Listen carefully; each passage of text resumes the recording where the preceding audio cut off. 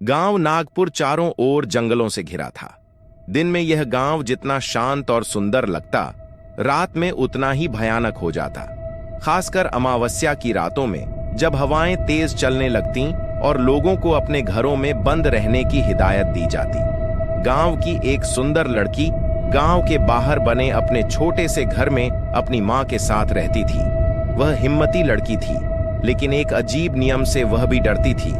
सूरज डूबने के बाद जंगल की ओर मत जाना।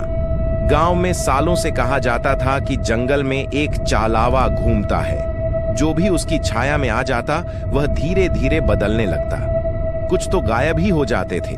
उस रात गुड़िया अपनी मां के लिए जंगल के पास बने कुएं से पानी लेने गई। सूरज ढलने वाला था, लेकिन उसने सोचा कि बस 2 मिनट का काम है। जैसे ही उसने पानी खींचा, उसे अपने पीछे किसी की आहट सुनाई दी। उसने सोचा कि कोई जानवर होगा, लेकिन जब उसने कुएं में झांका तो पानी में उसे एक दूसरी परछाई दिखी। लंबा कद, जलती हुई लाल आंखें और हवा में तैरता एक काला साया। गुड़िया डर के मारे कांप गई। उसने पीछे मुड़कर देखा, लेकिन वहां कुछ नहीं था।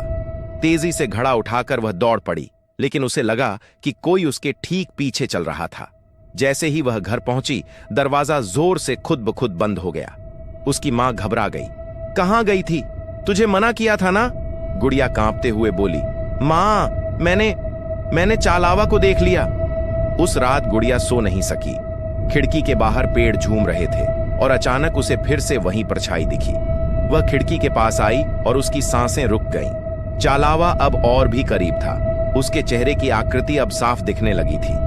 अचानक दरवाजा जोर से हिला। उसकी मां जाग गई और मंत्र पढ़ने लगी। चालावा कुछ देर तक दरवाजे को खटखटाता रहा और फिर हवा में विलीन हो गया। अगली सुबह गुड़िया को लगने लगा कि वह अब पहले जैसी नहीं रही। उसे लगता कि कोई उसे लगातार देख रहा है। वह आईने में देखती तो कभी कभी उसकी परछाई खुद ब खुद हिलने लगती। गांव के बुजुर्गों ने उसकी मां से कहा कि गुड़िया चालावा के साए में आ चुकी है और उसे बचाने के लिए हवन करना होगा।